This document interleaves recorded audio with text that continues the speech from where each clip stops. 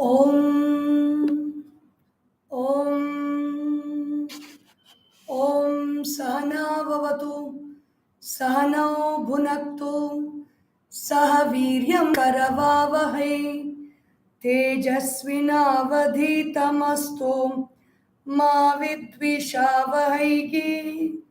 Om Shanti Shanti Shanti. Harihi Om. Shri Gurubhyo Namaha. Harihi Om.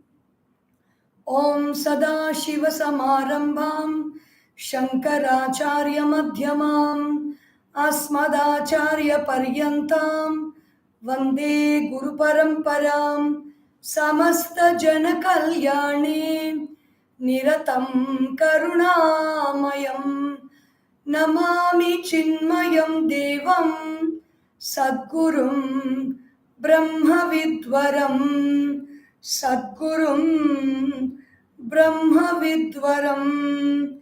Om Shri Chinmaya Sadgurave Namaha. Hari Om. So yesterday we were looking into the how the ahamkara is actually not how the self, not the ahamkara, how the self or I or consciousness is actually not connected with anything. It is not attached to anything or it's not associated with anything.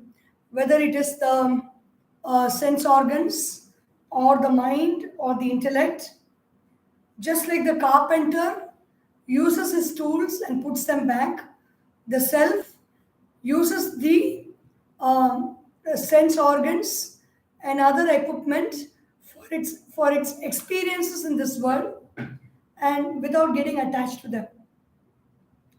The 101, verse number 101, it shows how the different qualities, the different capabilities are only qualities of the sense organs and not of the self. Andhatva mandatva patutva dharma saugunya vaigunya vashadhi chakshusha badhiryamukatva mukhastathaiva shrotradi dharma natu virturatmanah. Andhatvam, the inability to see.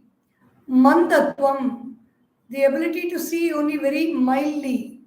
Patutva, the ability to see very clearly. Dharma, these qualities. Saugunya vaigunya vashadhi chakshushaha. It depends on whether the proper qualities are there for the eyes to be able to perceive or those qualities are absent.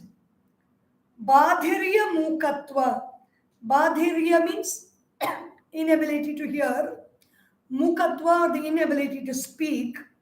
Mukhas tathaiva. Shrotradi dharma. Shrotra, the ears. Sometimes when we can't hear, the ability to speak also is not there. Even if the power to speak is there, the speaking does not happen because the listening does not happen.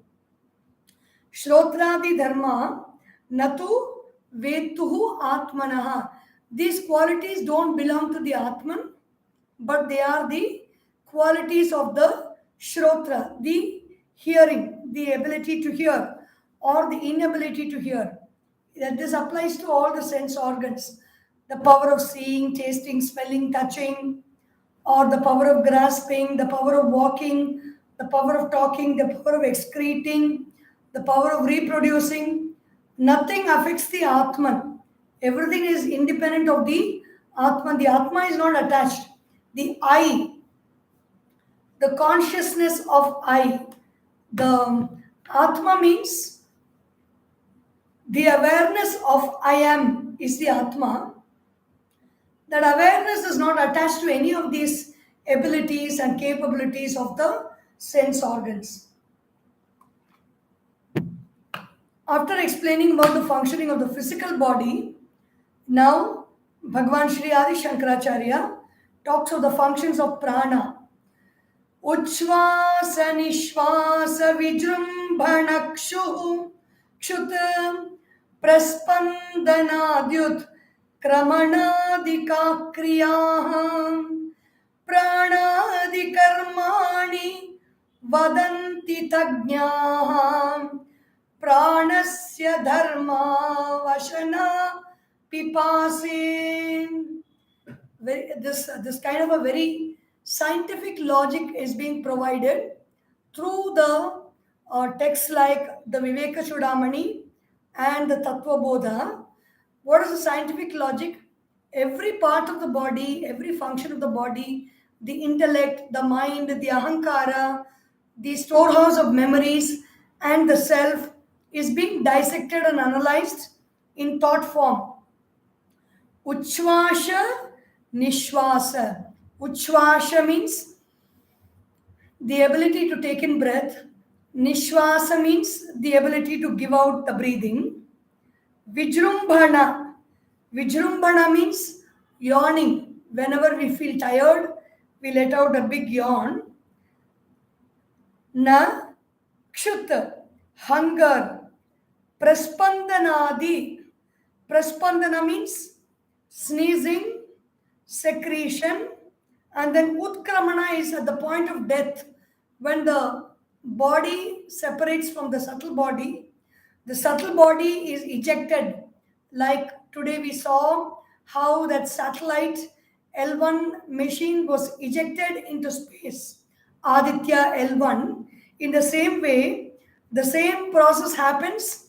The payload vehicle is this body, and the satellite that moves upward is a subtle body, and the prana helps, the udana vayu helps in that process of movement upward and ejection from the physical body. Kriyaha. These are the kind of actions that the prana does.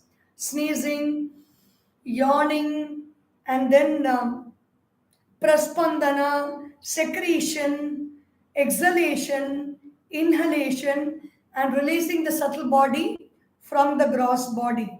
All this happens because of the functions of prana. Prana means that energy force, the force within us that causes movement and action. Pranadi karmani vadanti tat jnaha. People who know about the, people who have the knowledge about the different activities of prana, it is not everybody who will know it so easily. It is not available for our perception. You cannot see it, but people who study it know. Tajñaha. Those people who study it and know it, they say that it is prana adi karmani. The actions of prana adi means prana, apana, vyana, udana, and samana. The 5 modifications of prana. Pranasya dharmau. The qualities of prana are ashana, pipasa. When I say I am thirsty, we usually refer to that this body is feeling thirsty. It is not the body, but it is the prana. It is the presence of the prana that experiences hunger and thirst. So when we do pranayama, when we regulate the flow of prana, there is some method that's mentioned in the Patanjali Yoga Sutra. Kantakupe Shut pipasa nivrittihi. That is, when we, kantakupe means samyamat, when we meditate on the pit of the throat, we can control hunger and thirst.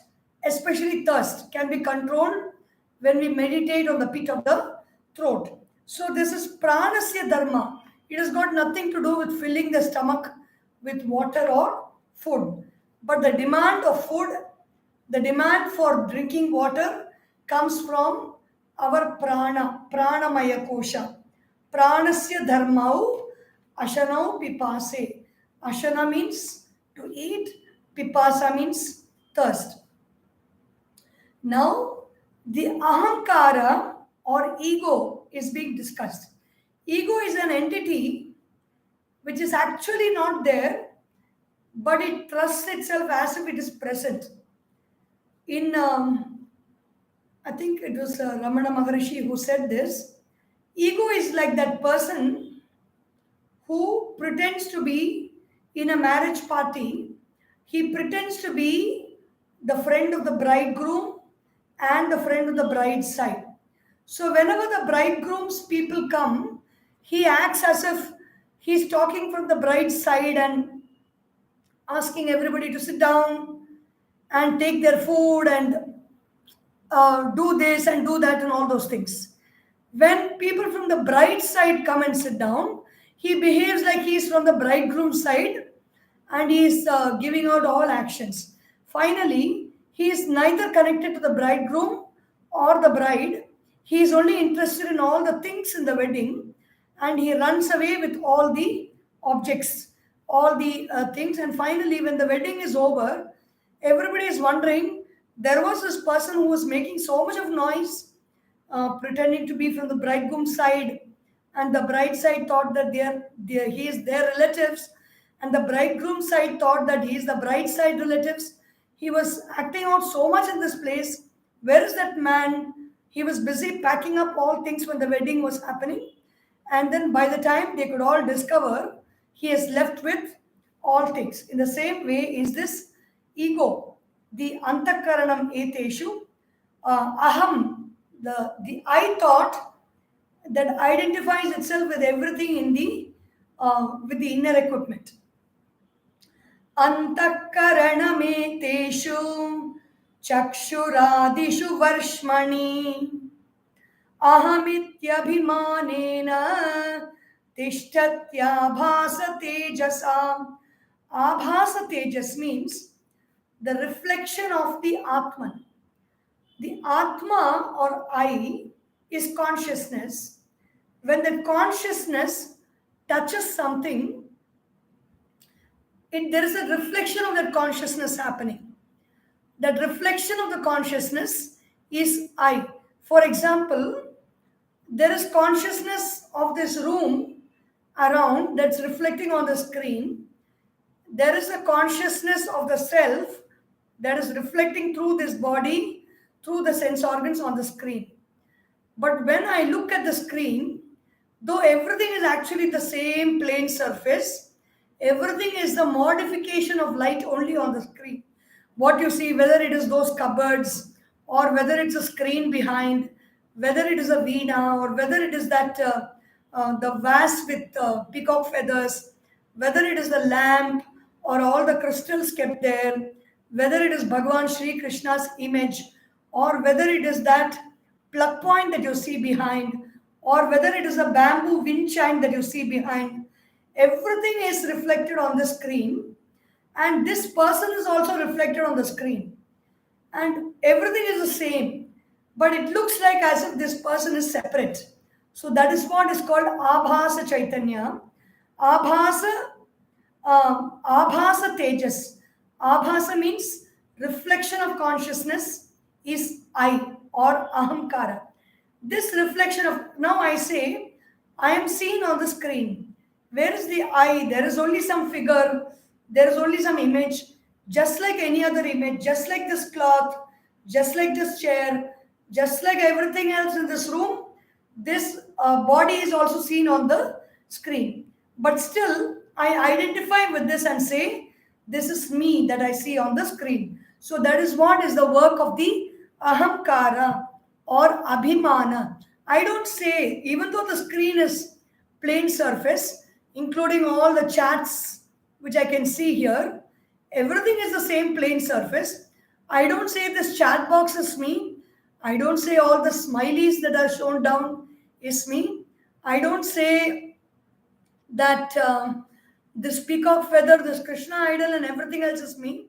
I only refer to this person whom I call Brahmacharini Sharanya Chaitanya and I say that that is me because I am identifying with this outline on the screen.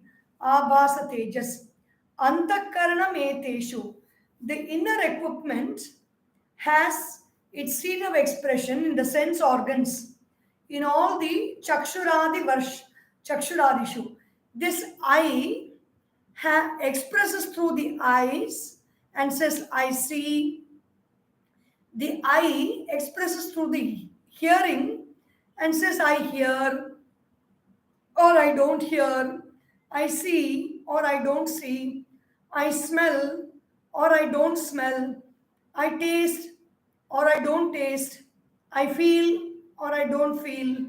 I speak or I am silent. I hold something with my hands or I just keep it down.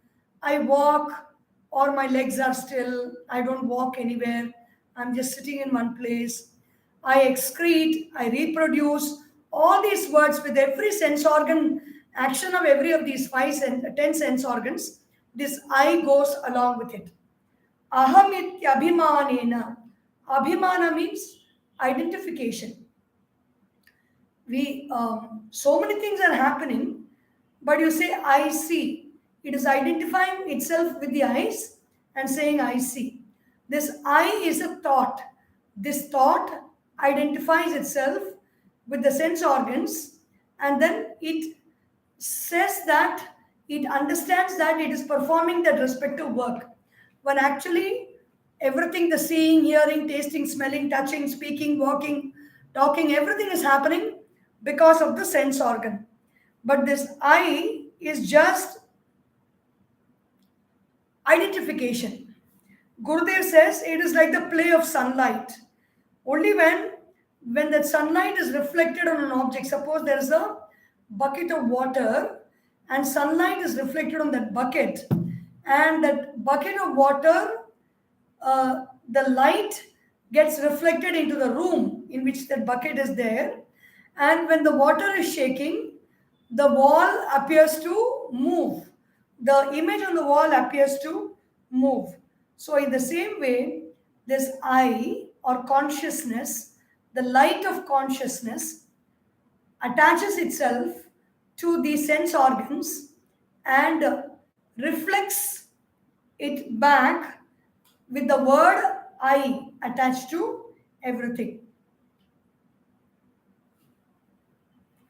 Ahankarasya vigneyah karta bhoktabhimanyayam satvadi guna yogena chavasthatrayam ashnute. This I is a very fictional entity. As I told you, in this whole screen, though I am able to experience my presence, though there is nothing different about the whole screen except the plain surface, I say I am talking. So this is because the I thought, the consciousness that is expressing as the I thought, passes through the sense organs and perceives and gets reflected back and identifies itself with the reflection and says I. And that identification is called ahankara. Ahankaraha savigneyaha. Know that to be the ahankara. What does it do? Karta. Though there is only a plain surface before me, I say I am talking. Karta. Bhokta. I enjoy. Suppose there are lots of hits, there are lots of page views. I enjoy. I like seeing that. Suppose nobody listens to this and I'm just going and talking into this empty screen, or I don't know if people are listening to this, then I feel sad. Karta, bhokta. I am the doer, I am the enjoyer. The I thought, which is just consciousness, expressing through the sense organs, identifies with the sense organs of perception and action, and also identifies itself as a doer of the action and enjoyer of the results. The whole question of Vedanta is here only, in understanding what is this I, in knowing that the I is not the seer, feeler, taster, thinker,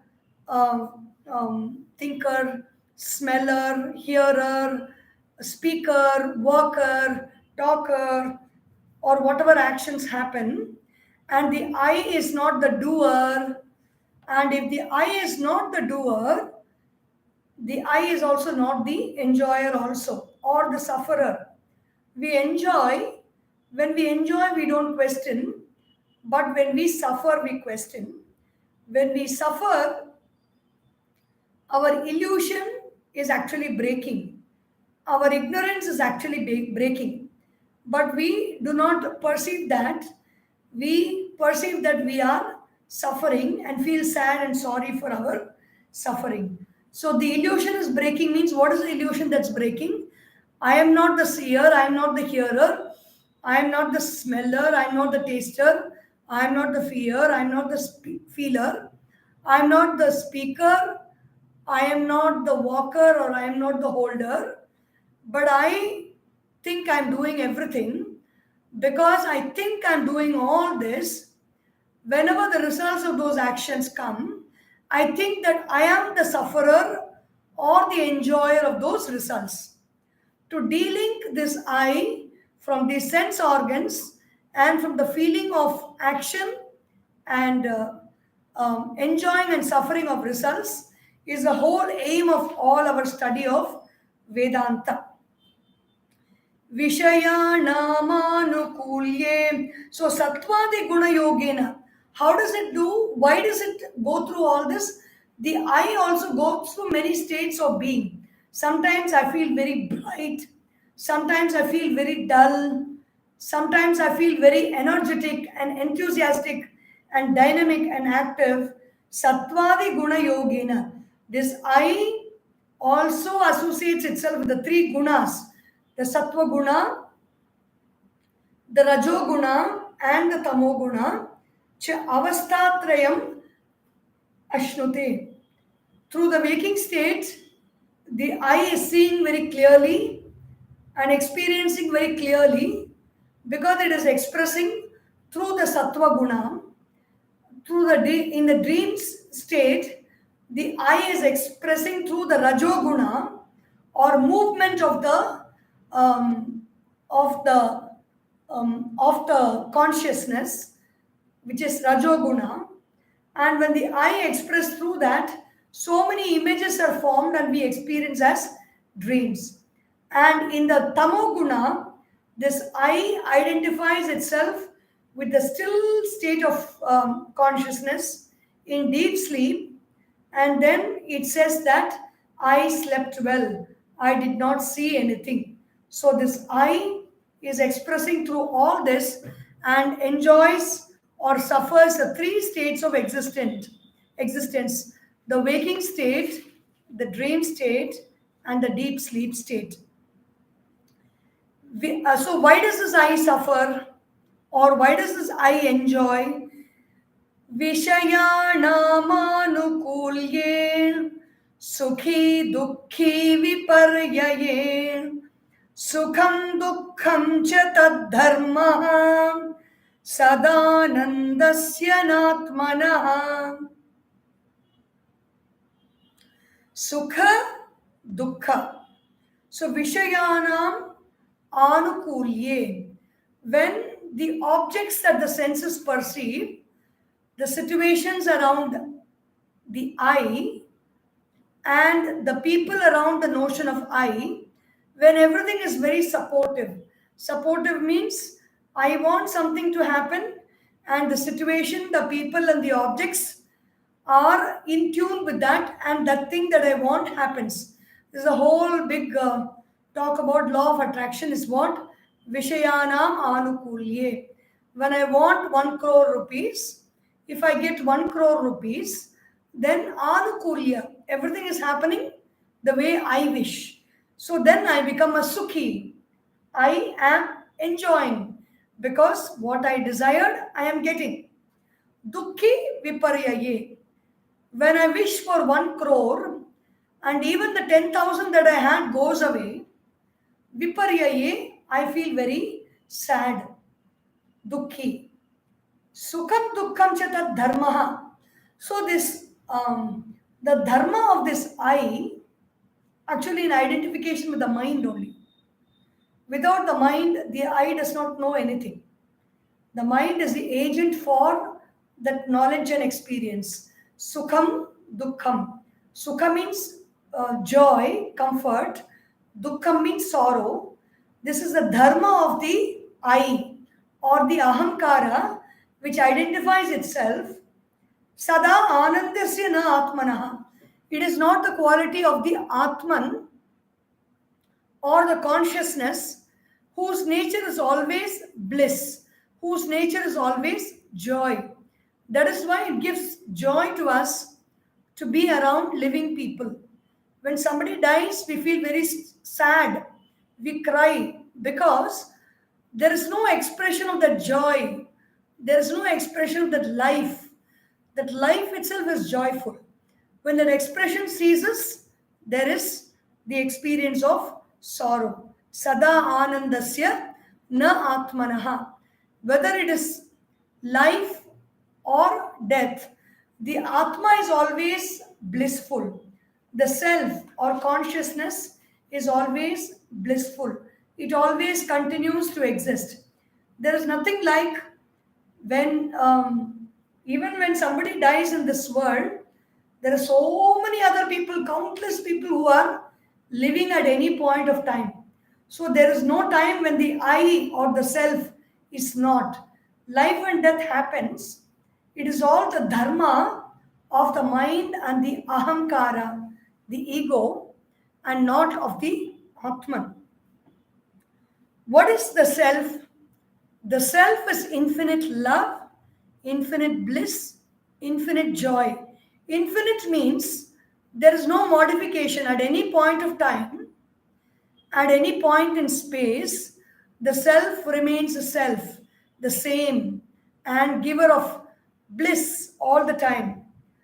Atmarthatvena hi preyan vishayo na svata priyaham स्वतयेव हि सर्वेषाम् आत्मा प्रियतमो यतः तत आत्मा सदानन्दो नास्य दुःखं kadachana.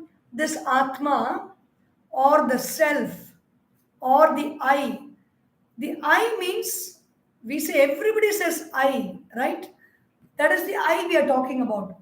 The consciousness of self which is there in everyone is the I that is referred to as Atma here.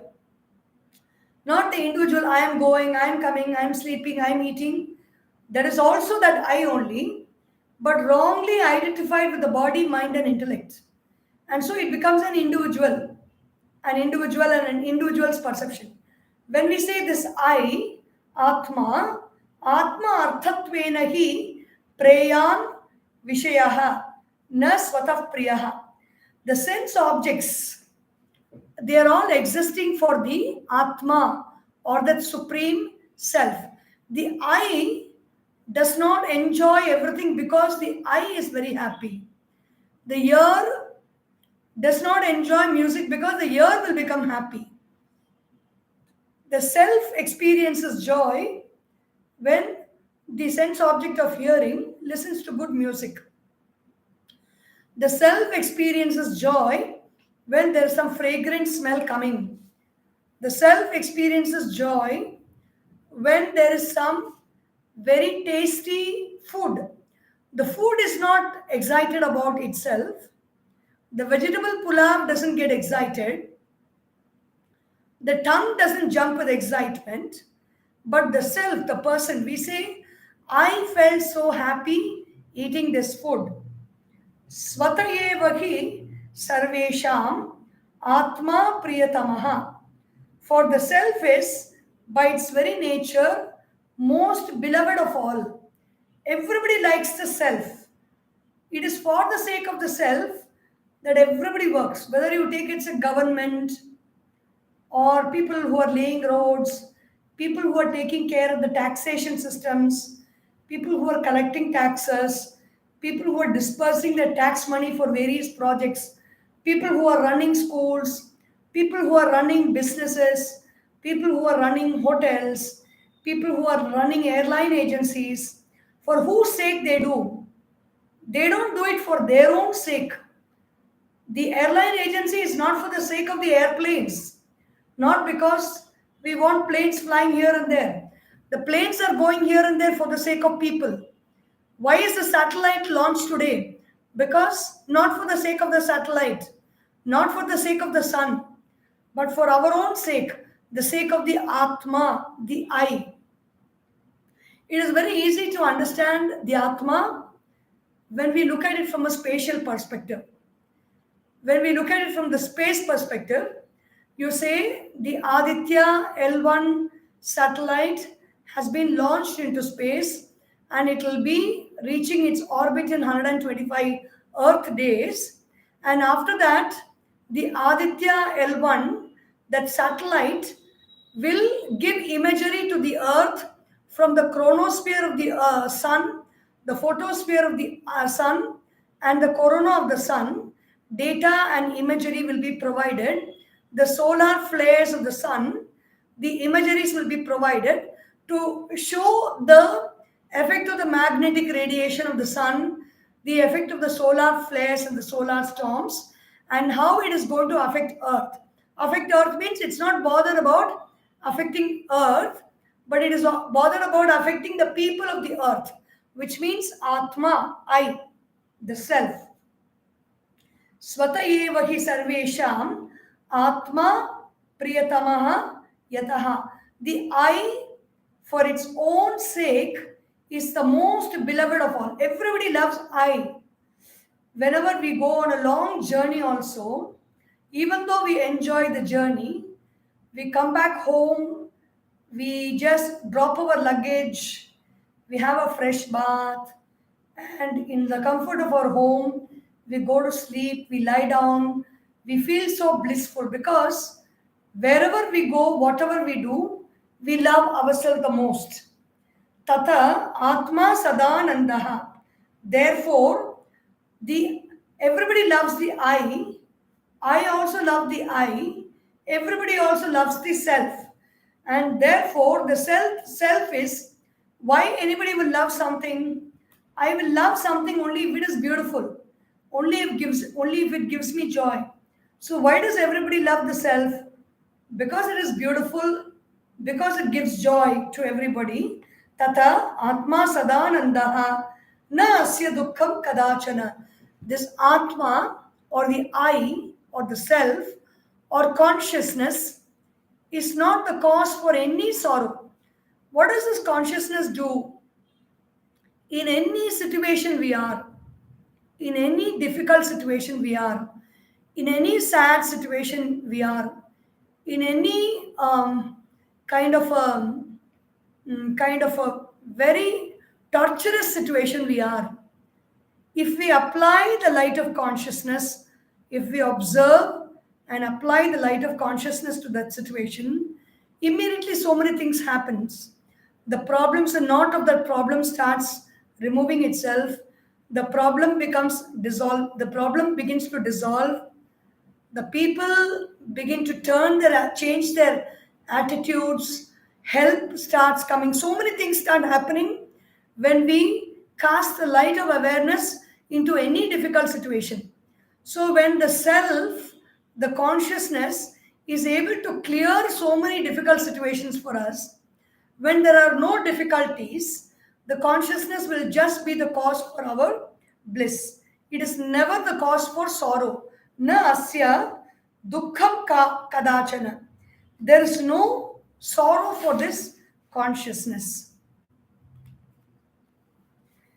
Yat sushuptau nirvishaya atmanandonubhuyate shruti pratyakshamaityam anumanam cha jagrati. Yat sushuptau nirvishaya. In deep sleep state, it is nirvishaya means there are no objects reaching us through sense perceptions. All the senses are closed. The power is drawn within completely.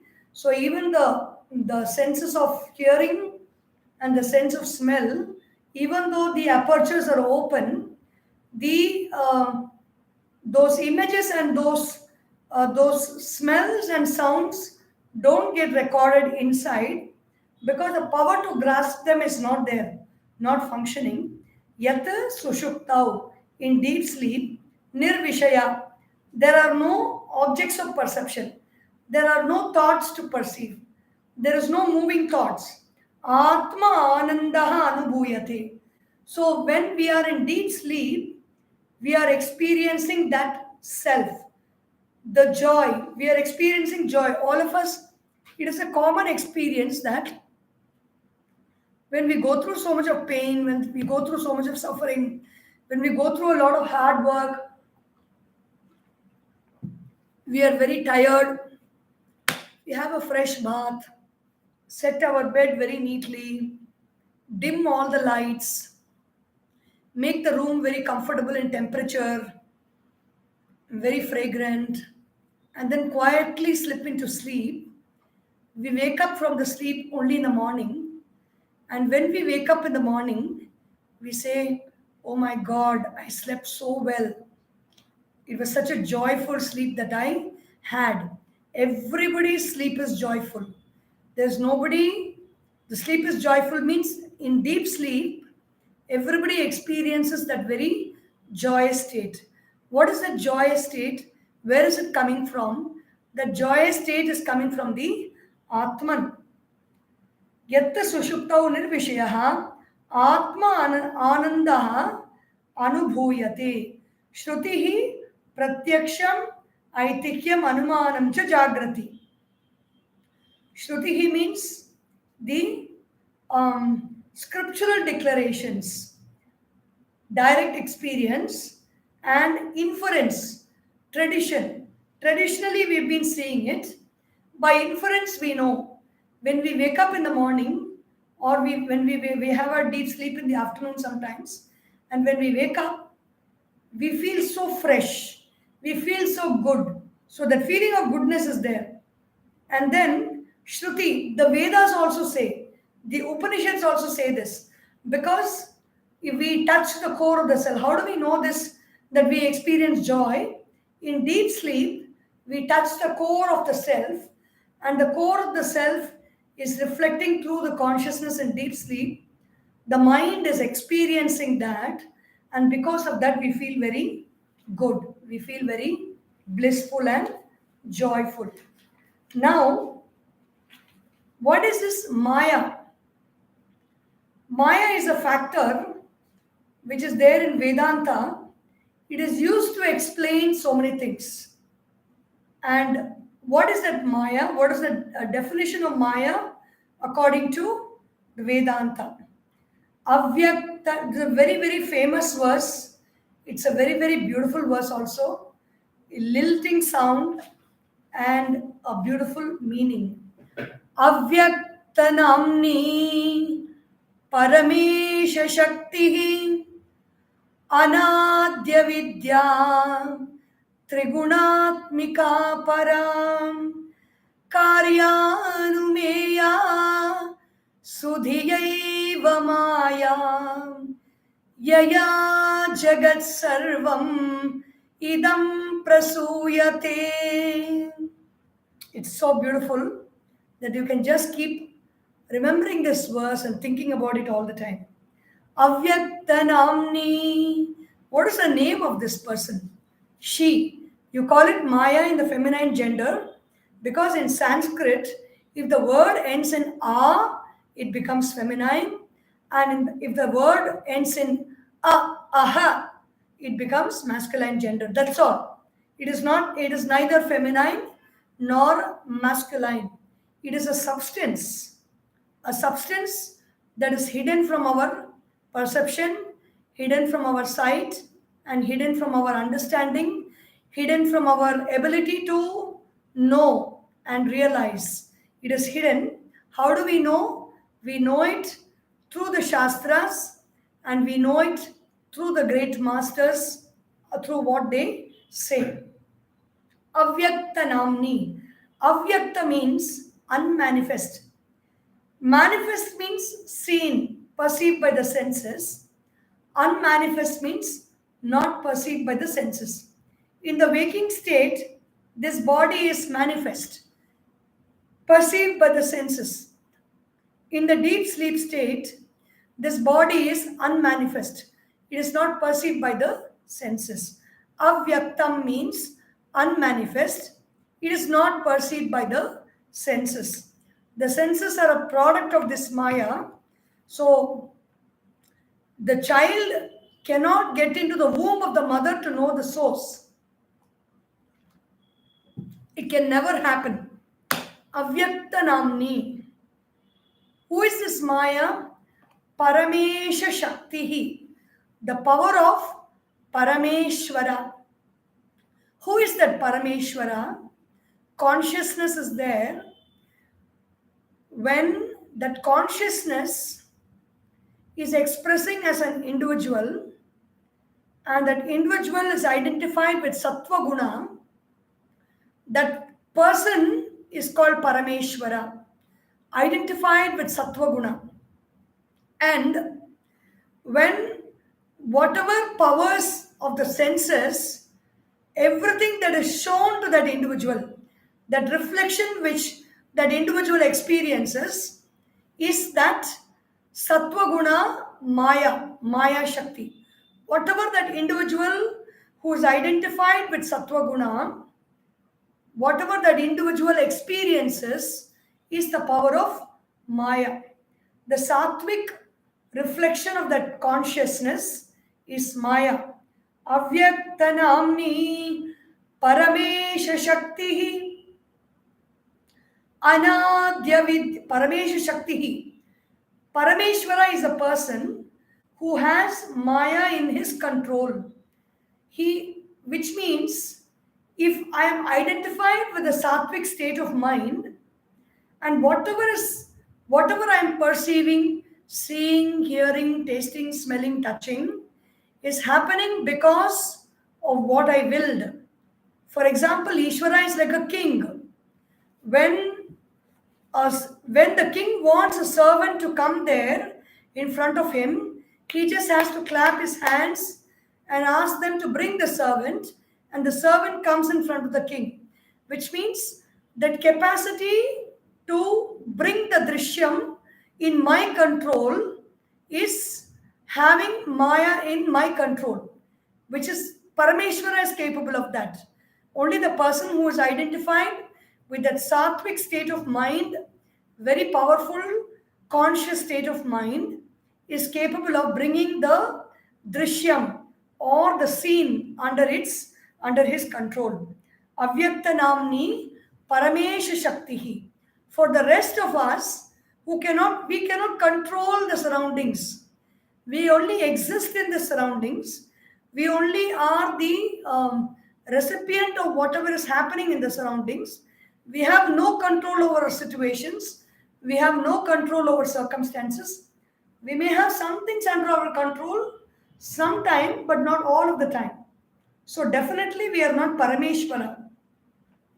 We are just jivas who are in the control of this Shakti, which is called Maya Shakti or Avidya.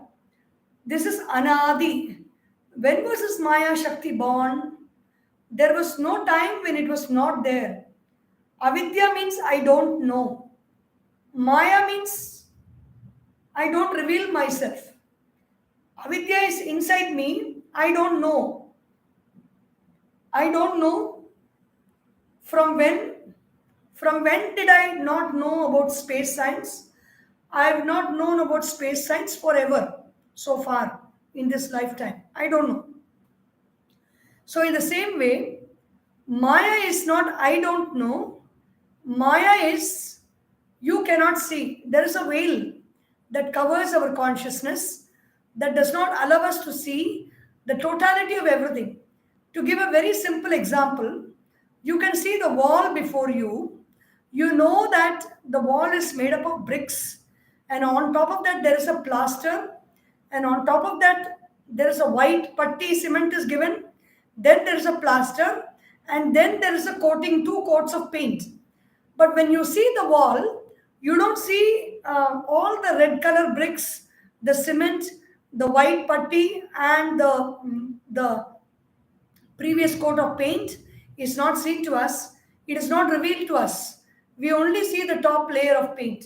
So Maya is something that does not reveal everything to us. Avidya is something that does not have the capacity to know and see and realize completely. Anadi. This Maya is Anadi. There is no, for how long is this process of not revealing things happening? It has always been there. We are born with it. We don't know. Anadi. Avidya. Avidya means it is ignorance. Ignorance here means I don't know. Simple as that. The state of tamas. Anadi avidya. Then what is the body of this Maya? Trigunatmika. This Maya is made up of three gunas. Sattva guna, Rajoguna and Tamoguna. Trigunatmika para. This Maya is supreme. Para means it is not perceived by the sense organs. The sense organs cannot see Maya. The sense organs cannot hear Maya. Meaning, to say it in a easier, understandable way, the sense organs doesn't know Maya. The sense organs doesn't know ignorance. The sense organs doesn't hear ignorance. The sense organs doesn't taste ignorance. The sense organ doesn't smell ignorance. The sense organ doesn't feel ignorance. Ignorance is darkness. It is a formation, it's a modification of light. And light is not experienced by the sense organs. Light can be seen. Darkness can be perceived as darkness. It cannot be seen in its, or darkness is nothing but light condensed is darkness. But still we don't know. We think it is darkness. Anadi avidya, trigunatmika, para. It is beyond the capacity to be perceived by the sense perceptions. It is not, the sense perceptions itself is very powerful. That power itself cannot capture the power of Maya and know it because it is very subtle. The gross can never perceive or grasp the subtle. Space is subtle. This body is gross. With this hand, I cannot grasp space. The agarbatti, or what is it called? The incense stick is sending out smoke. I can grasp the incense stick because it's gross, but that smoke which the incense stick sends is subtle and all pervasive. I will not able to grasp that smoke.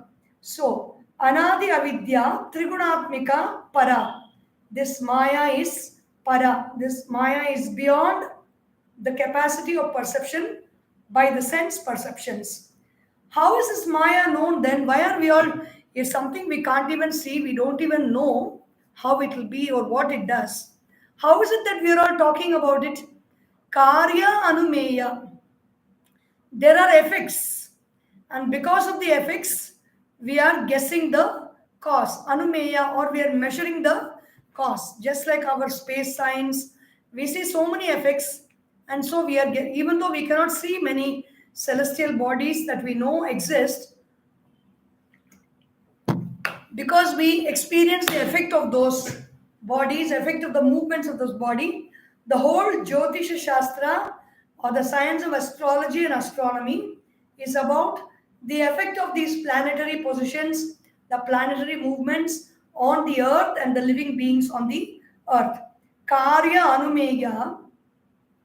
How does that person know? Sudhi aiva maya. Only in the case of a sudhi, sushtudhi, a person with a steady intellect, a person looking through a steady thought. For example, a scientist looking through through a very stable microscope, a clear microscope, or a very clear and steady telescope, is able to know the subtle aspects of the stars, the moon, and other things. And so, same way with the microscope, the very subtle aspect of the atomic particles, or the germs, or the viruses, or the hidden things in this atmosphere is happening because the person is able to steadily look through that, and is able to interpret and understand because they have a basic fundamental knowledge about this subject. So, in the same way, when we have the fundamental knowledge about what it is all, that is called Suddhi. Suddhi means the person of who is very wise, who's got a steady intellect, a stable intellect, and they look through the effects and they are able to figure the cause. Karya anumeya sudhiyaiva maya. So, what is the cause for all the effects that are there in this world?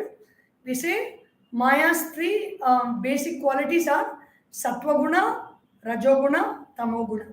So, the cause for everything in this world is not beyond these three: Sattva-guna, Rajoguna, Tamoguna.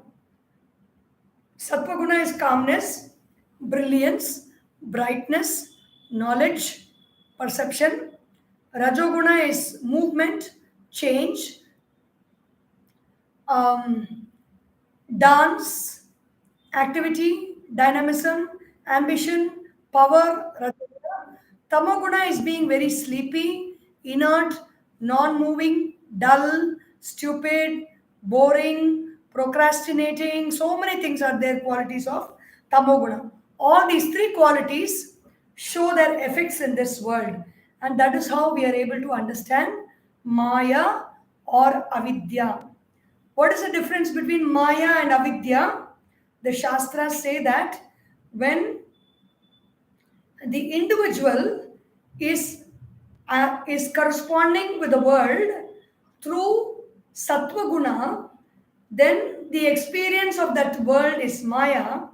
When the individual is corresponding with the world through Tamoguna, the experience of that world is Avidya. Meaning, if the individual is responding to the world through the intellect, intellect means steady thought, then the resultant experience is Maya.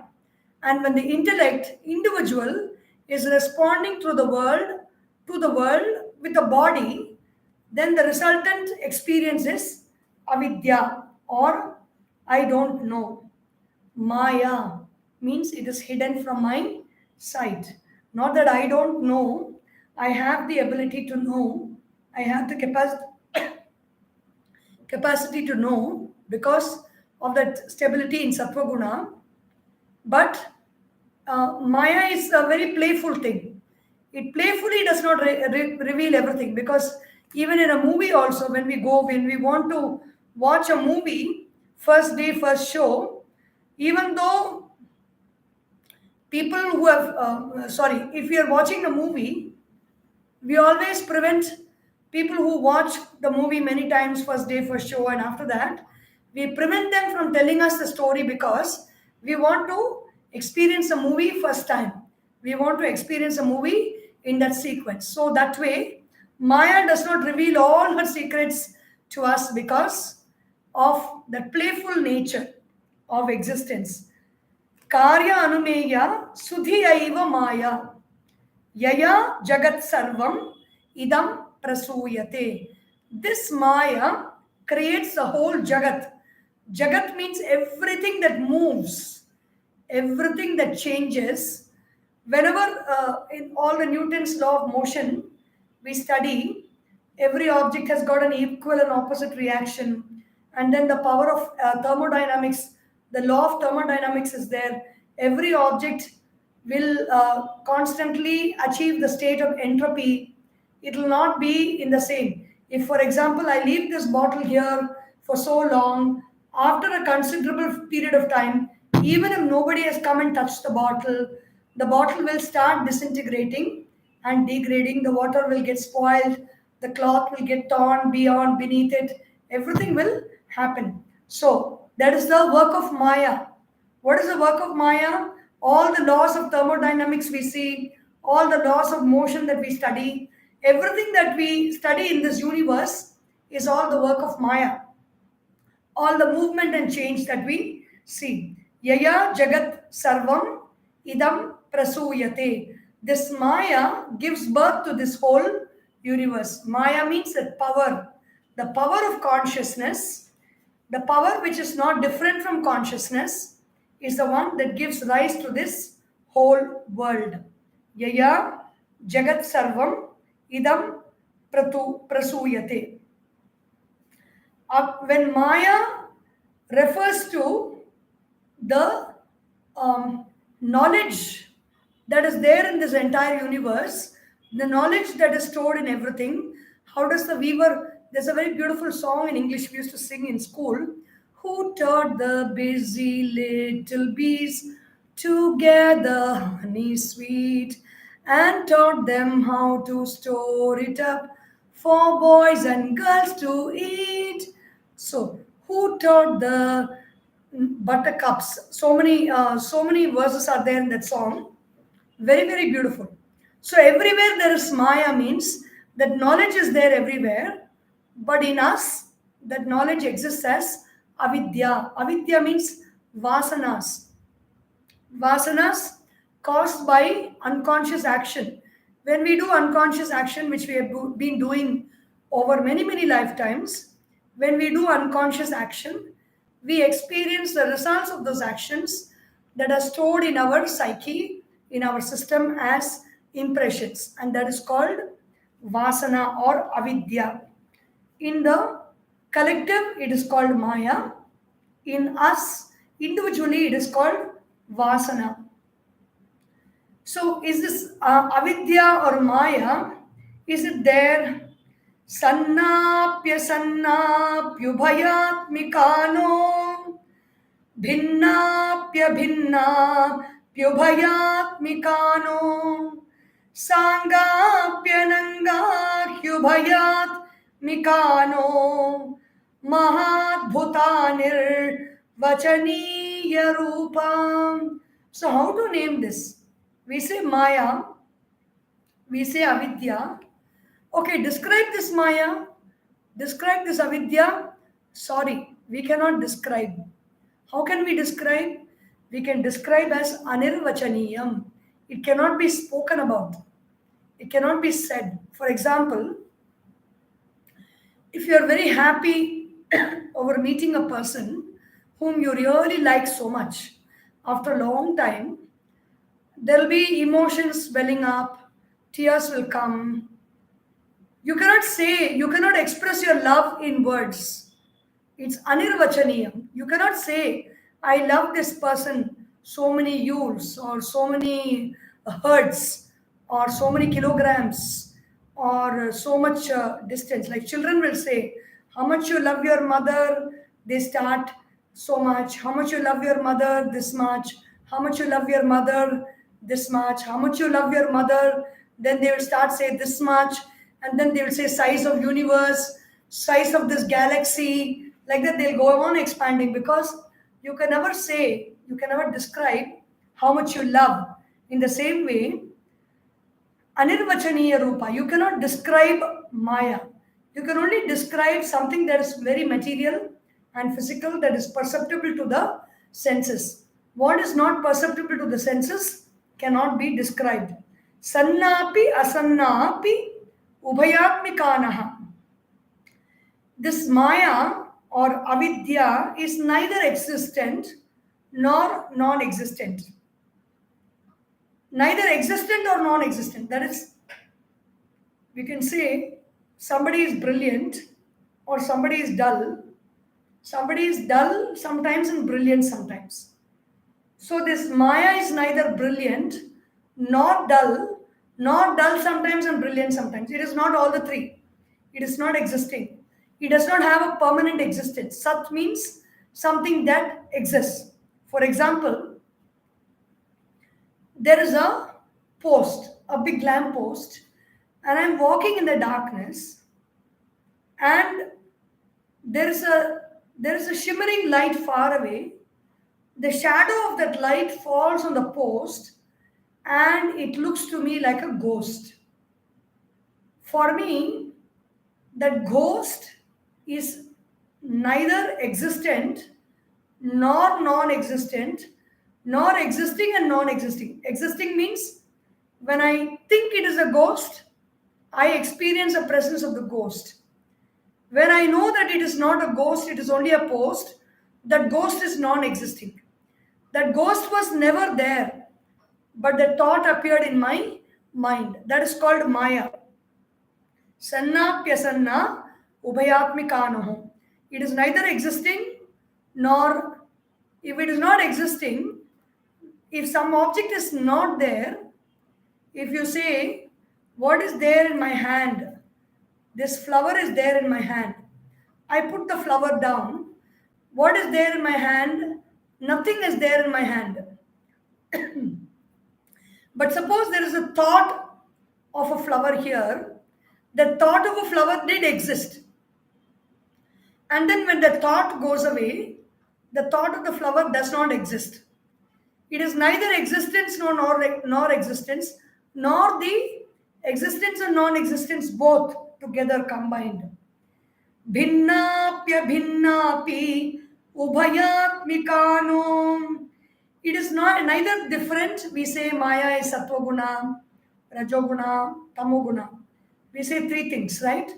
But all three are one only. They just are a play. They are a cosmic play. Sometimes it is Sattva, sometimes it is Rajas, sometimes the same thing is Tamas. Sometimes we sleep, sometimes we are alert, sometimes we are shaky.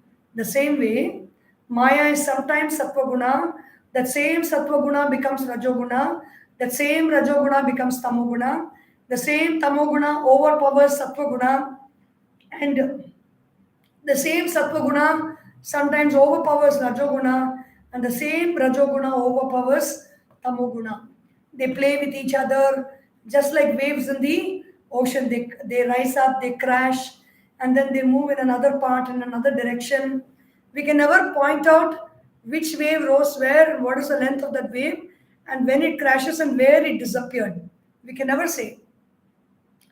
Bhinna api abhinna.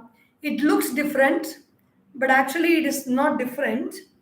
Api ubhayatmi. It is neither different and non-different also.